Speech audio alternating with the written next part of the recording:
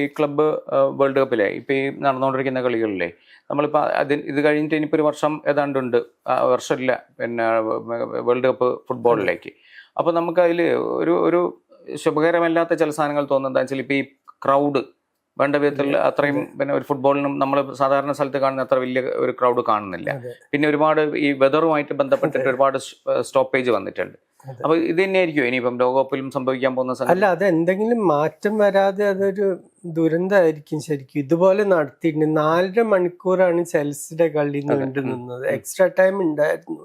എന്നാലും കൂടി അതും അവിടെ ഇടിയും മിന്നലും ആയിരുന്നില്ല, അടുത്ത കൗണ്ടിയിൽ ഇടിയും മിന്നലും ഉണ്ടെന്ന് പറഞ്ഞിട്ടാണ് ഇവിടെ കളി നിർത്തിയത്. അത് അവരുടെ ഹെൽത്ത് ആൻഡ് സേഫ്റ്റി റെഗുലേഷൻസ് അമേരിക്കയിൽ അങ്ങനെയാണ്. പക്ഷെ അങ്ങനെ ഒരു ലോകകപ്പ് നടത്താൻ പറ്റില്ല നമുക്ക്. എന്താ വെച്ചാൽ ഓരോ ദിവസം 3-4 കളി വെച്ചിട്ട് അത് ലോകത്തെ മുഴുവൻ TV മാർക്കറ്റൊക്കെ നോക്കിയിട്ടാണ് ആ സ്ലോട്ട് കൊടുത്തിട്ടുള്ളത്. അപ്പൊ പെട്ടെന്ന് ഒരു കളി 4 മണിക്കൂറിന് നിർത്തി വെച്ചാൽ അത് മുഴുവൻ തകരും.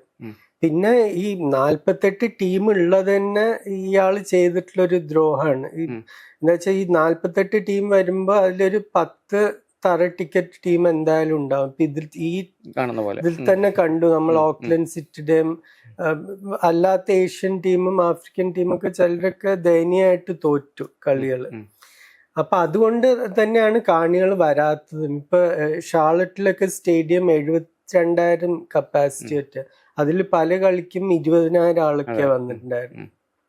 എന്താ വെച്ചാൽ ഏറ്റവും നല്ല ടീമുകളല്ല കളിക്കുന്നത്. ക്ലബ് വേൾഡ് കപ്പ് എന്നാണ് പേര്, പക്ഷെ ഫോം നോക്കിയിട്ടല്ല ടീമുകളെ കൊണ്ടുവന്നിട്ടുള്ളത്. ഇപ്പൊ യൂറോപ്പിൽ നിന്ന് 12 ടീമായിരുന്നു.